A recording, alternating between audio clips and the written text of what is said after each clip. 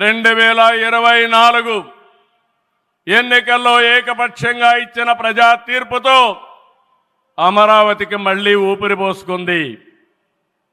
10 నెలల్లో సవాళ్లను అధిగమించి కేంద్ర సహకారంతో మోదీజీ ఆశీస్సులతో అమరావతి నిర్మాణాల్ని పట్టాలెక్కించాం. ఈరోజు మళ్ళీ మేము అనుకున్నాం వర్షం వస్తుందని, కానీ మోడీ గారు వస్తున్నారంటే వర్షం కూడా రాకుండా దేవతలు మొత్తం ఆశీర్వదించారంటే అది ఈ యొక్క అమరావతి యొక్క ఒక నమ్మకం కానీ ఒక పవర్ అని చెప్పి నేను మీకు తెలియజేస్తున్నాం. ఇప్పుడే మాట్లాడుతామంటే మోడీ గారు ఒక మాట అన్నారు, నా 25 సంవత్సరాల చరిత్రలో ఏ మీటింగ్కి వచ్చినా వాతావరణం ఏ మీటింగు క్యాన్సిల్ కాలేదు, ఈ మీటింగ్ కూడా సక్సెస్ అవుతుందనే వచ్చానని వారు చెప్పినప్పుడు నాకెంతో ఆనందం కలిగిందని చెప్పి కూడా నేను మీకు తెలియజేస్తున్నా. నేను ఒకటే మీ అందరికీ హామీ ఇస్తున్నాను, 5 కోట్ల ప్రజలు నా రాజధాని అమరావతి అని చెప్పుకునే విధంగా నిర్మాణం చేస్తాం. ఇక్కడ ఉండే వాళ్ళందరూ చెప్పండి, నా రాజధాని, నా రాజధాని, నా రాజధాని. ఇలాంటి కార్యక్రమానికి మనం ముందుకు పోతున్నాం. ఆనరబుల్ ప్రైమ్ మినిస్టర్ ఈరోజు రీస్టార్ట్ చేశాడు. మళ్ళీ I'm requesting honourable prime minister, after 3 years he has to come for inauguration of new capital. We are confident of building within 3 years time. With your kind cooperation we will get it done. ఒక్క రోజున 49,000 కోట్ల విలువైన 74 పనులకు శంకుస్థాపన చేశాం. 5,028 కోట్లకు చేపట్టే 9 కేంద్ర ప్రాజెక్టులకు శంకుస్థాపన చేశాం. 8 జాతీయ రహదారులు 3,620 కోట్లతో ఈరోజు ప్రారంభం చేసుకున్నాం. 3 రైల్వే ప్రాజెక్టులు ప్రారంభించుకున్నాం. మొత్తం కలిస్తే 94 ప్రాజెక్టులు 57,962 కోట్లకు ఈరోజు ఫౌండేషన్లు కానీ ప్రారంభాలు చేసుకున్నామంటే అది మోడీ గారి నాయకత్వం అని చెప్పి కూడా నేను మీకు తెలియజేస్తున్నా. ఈరోజు ఈ రాజధాని ఒక వరల్డ్ క్లాస్ క్యాపిటల్గా తయారు చేస్తాం. 30% పచ్చదనం ఉంటుంది. జల వనరులతో ఆహ్లాదకరంగా తీర్చిదిద్దాం. నవ నగరాలు రాజధానిలో భాగంగా ఉంటాయి. మొన్నే ఆనరబుల్ ప్రైమ్ మినిస్టర్ గారికి ఎక్స్ప్లెయిన్ చేశాను. వారు కొన్ని సూచనలు ఇచ్చారు. ఆ సూచనలన్నీ తీసుకుంటాం, వారి గైడెన్స్ తీసుకుంటాం. ఈ నగరాన్ని భావి తరాలకు 21st సెంచరీ కింద ప్రపంచం మెచ్చే నగరం తయారు చేసే విధంగా తయారు చేస్తామని ఈ సభ సందర్భంగా మీ అందరికీ విజ్ఞప్తి చేస్తున్నాను. ఇన్నర్ రింగ్ రోడ్ కానీ outer ring road well plan సిటీగా భవిష్యత్ నగరంగా ఆంధ్రప్రదేశ్ అమరావతి ఉంటుంది. గ్రీన్ ఫీల్డ్ ఎయిర్పోర్ట్ కడతాం. ప్రపంచంలో అన్ని నగరాలకు అనుసంధానం చేస్తాం. ఇక్కడ ఎడ్యుకేషన్ హబ్గా ఉంటుంది. కనీసం 5 లక్షల మంది పిల్లలు ఇక్కడ చదువుకునే పరిస్థితి వస్తుంది. ఎప్పుడు కూడా ప్రధానమంత్రి గారు ఒకటే కోరుతారు, మంచి ఎడ్యుకేషన్ ఇన్స్టిట్యూషన్ తీసుకురండి, దానివల్ల భావితరాల భవిష్యత్తు బాగుంటుందని వారు సలహాలు ఇస్తుంటారు. అందుకే ఒక ఎడ్యుకేషన్ హబ్గా తయారు చేస్తాం, ఒక హెల్త్ సిటీని క్రియేట్ చేస్తాం. వారు సూచించిన విధంగా జపాన్ మియావాకి తరహాలో రాజధాని మొత్తం ఆహ్లాదకరమైన పచ్చదనానికి శ్రీకారం చుడతామని చెప్పి కూడా నేను మీకు తెలియజేస్తున్నా.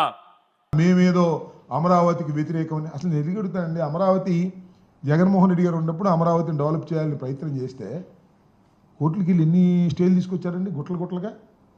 కోర్స్ మాది 3 రాజధానులు అనుకున్నా కూడా అమరావతిని అభివృద్ధి చేయాలనేటువంటి మా సంకల్పంతో మాకు ఉన్నంతకి ఫైనాన్షియల్గా ఉన్నంత వరకు చేయాలని అనుకుంటే ఎన్ని స్టేలు తీసుకొచ్చారు మీరు? ఒక పైసా ఖర్చు పెట్టని ఇచ్చారా? అంటే మీరు చేయాలి లేకపోతే ఎవడు చేయకూడదు అనేటువంటి పద్ధతుల్లో మీరు వ్యవహారం చేశారు. అన్నీ తాత్కాలికమే. 5 సంవత్సరాల్లో ఇంకొన్న 4 సంవత్సరాలు.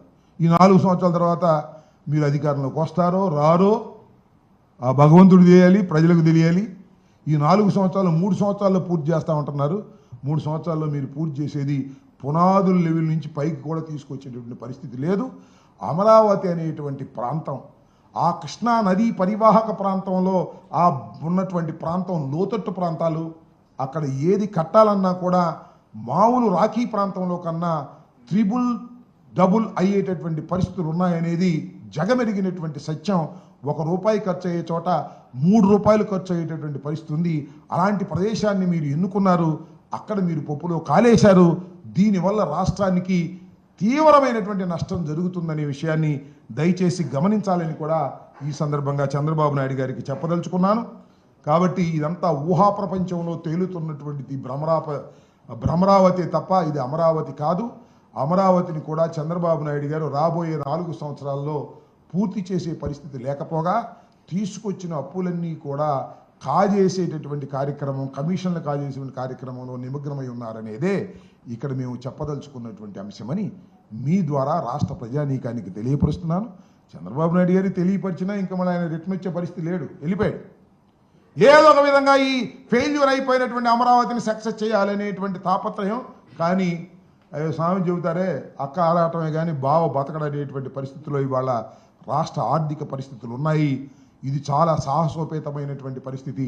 ప్రజల యొక్క ఆర్థిక స్థితిగతుల్ని తాకట్టు పెట్టి చంద్రబాబు నాయుడు గారు చేస్తున్నటువంటి ఘోర తప్పిదమని ఈ సందర్భంగా మీ ద్వారా చెప్పదలుచుకున్నాను. ఒక్కటి కూడా. మరి ప్రధానమంత్రి గారు సాక్షాత్తు మన ఆంధ్రప్రదేశ్కి వచ్చారు కదా, ఇన్ని విభజన హామీలు ఉన్నాయి, మనకు రావాల్సిన డబ్బులు ఎక్కడున్నాయి, కరెంటు బకాయిలు రావాల్సినవి ఉన్నాయి పక్క రాష్ట్రం నుంచి. ఇన్ని ఉన్నా కూడా ఒక్క ఈ విభజన హామీ గురించి కూడా ప్రస్తావన చేయనటువంటి పరిస్థితిలో ఇవాళ చంద్రబాబు నాయుడు గారు ఎందుకున్నారో నాకు అర్థం కాల. ఒక్కటి కూడా అడగల. గ్రాంట్ అడగపోతే అడగపోయారు. ఒక్క హామీలు నెరవేర్చమని అడగనటువంటి సందర్భం ఉంది. పోలవరం ఎత్తు గురించి మాట్లాడామా? దాని గురించి మాట్లాడాలా? పోలవరం ఎత్తు తగ్గించేశారు.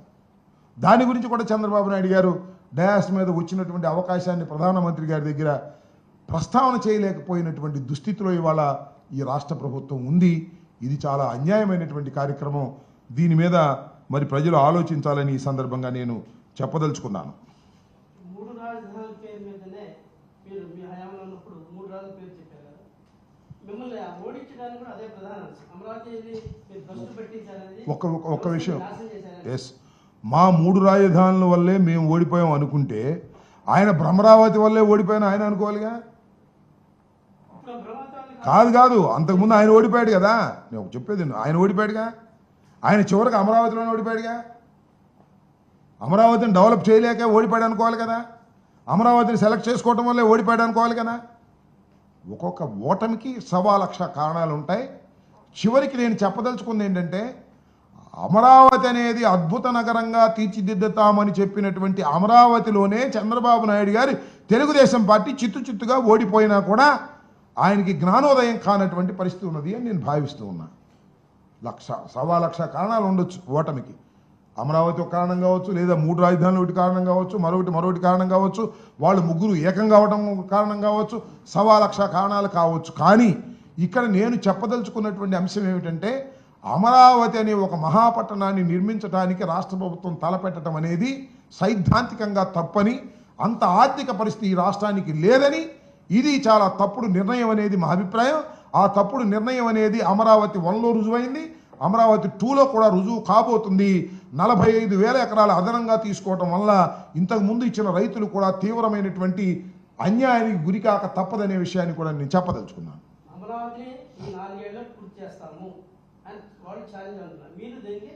నేను ఒక మాట చెబుతున్నా, గతంలో ఏం చెప్పాడు చంద్రబాబు నాయుడు గారు 2014-19లో ఎన్ని గ్రాఫిక్స్ చూపించాడు. ఇవాళ కూడా నిన్న గ్రాఫిక్స్ చూస్తున్నా నేను, అద్భుతమైన graphics. Is a self sustain అంటున్నాడు. ఏముంది అక్కడ అమరావతి? రోజు మనం వెళ్ళి వచ్చేదే కదా, మేము వెళ్తున్నాం కదా. దూరం ఉండోడి గ్రాఫులు చూసి కంగారు పడతాడేమో కానీ రోజు వెళ్తున్నాం కదా. మొన్న వర్షం పడితే ఏమైందండి అమరావతి? మొన్న వర్షాలు కురిసినప్పుడు ఏమైంది అమరావతి? మునిగిపోలా? కార్లు వెళ్ళడానికి ఆగిపోలా? ఏంటిది? సో చంద్రబాబు నాయుడు గారు గతంలో కూడా అమరావతిని అద్భుతంగా తీర్చిదిద్దామని చెప్పి తీర్చిదిద్దలేక ఫెయిల్ అయ్యి అన్నీ తాత్కాలికంగా కట్టి, నేను తెలియకొడతానండి సెక్రటేరియట్ 11 అంతస్తులు వేయడానికి కావాల్సిన పునాదులు వేసామన్నారు, దాని మీద వేయొచ్చుగా. మళ్ళీ ఎందుకు కొత్తగా కడుతున్నారు నాకు అర్థం కాలే. ఏం చేయాలి ఇప్పుడు? అసెంబ్లీ తాత్కాలికంగా కట్టారు, హైకోర్టు తాత్కాలికంగా కట్టారు, సెక్రటేరియట్ తాత్కాలికంగా కట్టారు, 5,000 కోట్లు ఖర్చు పెట్టారు, మళ్ళీ పర్మనెంట్గా కడతారు. ఇవన్నీ ఏం చేయాలి చెప్పండి? తాత్కాలికంగా కట్టిని ఎందుకు తాత్కాలికంగా కట్టాలి? నువ్వు చేసిన తప్పేంటి? 10 సంవత్సరాల పాటు హైదరాబాద్ రాజధానిగా ఏర్పాటు చేసుకో, నీ కుమ్మడిగా ఉండొచ్చు అని చెప్తే అది వదిలేసి పారిపోయించావు కదా. నీ తప్పిదం కాదు అది, నీ దుర్మార్గం కాదు అది. నిన్ను తంతే ఇక్కడికి వచ్చావు కదా నువ్వు. ఇక్కడికి వచ్చి అన్ని తాత్కాలికం అని కట్టి రాష్ట్రాన్ని సర్వనాశనం చేసావే 5,000 కోట్ల రూపాయలు ఖర్చు పెట్టి. ఎవరు తప్పు చేశారు? ప్రజలు తప్పు చేశారు, నువ్వు తప్పు చేశావు. నువ్వు తప్పు చేసి కట్టుబట్టలతో వచ్చానంట. కట్టుబట్టలు ఎవరు రమ్మన్నారు? నిన్ను 10 సంవత్సరాలు అక్కడ రాజధానిగా ఉండమన్నారు. మిమ్మల్ని 10 సంవత్సరాలు ఇన్ఫ్రాస్ట్రక్చర్ కట్టుకోమన్నారు. 2,500 కోట్ల రూపాయలు మేము ఇస్తామన్నారు. ప్రత్యేక హోదా ఇస్తామన్నారు. పోలవరం నిర్మాణం చేస్తామన్నారు. ఏదైంది ఒకటి చెప్పు? పోలవరం నిర్మాణం అయిందా? 2,500 కోట్లు మాత్రం ఇచ్చారు. పోలవరం నిర్మాణం కాలా? ప్రత్యేక హోదా రాలా? నువ్వు మాత్రం పారిపోయొచ్చావు. అక్కడ తంతారని పారిపోయొచ్చి ఇక్కడికి వచ్చి అన్ని తాత్కాలికం అని కట్టి డబ్బులన్నీ సర్వనాశనం చేసి ఇవాళ మళ్ళా అప్పుల కోసం ఎగబడతా ఉన్నావు. 52,000 కోట్ల రూపాయలు అప్పులు తీసుకొచ్చేటువంటి పరిస్థితి ఉందా ఇవాళ రాష్ట్రానికి? ఏదో కేంద్ర ప్రభుత్వం నీకు అనుకూలంగా ఉంది కాబట్టి వాళ్ళు పర్మిషన్ ఇచ్చారు. గ్రాంట్ ఇచ్చారా? పోనీ గ్రాంట్ తెచ్చుకో. సో చంద్రబాబు నాయుడు గారు ఒక అద్భుతమైన అబద్ధాలు ఆడి అమరావతి పేరుతో ఆంధ్ర రాష్ట్రాన్ని మోసం చేస్తున్నారు. ఇది ఇవాళ కాకపోయినా అమరావతి రైతులకి, రాష్ట్ర ప్రజలకి, నలుచెరుగులా ఉన్న రాష్ట్ర ప్రజలకి, శ్రీకాకుళం దగ్గర నుంచి తిరుపతి, అనంతపురం అక్కడ ఉన్నటువంటి ప్రజానీకానికి కూడా తెలిసి వస్తుంది. అమరావతి సర్వస్వం అనుకోవటం చాలా తప్పది. ఇది అన్యాయం, ఇది అక్రమం, ఇది దుర్మార్గం కూడా అని సందర్భంగా చెప్పదలుచుకున్నాను.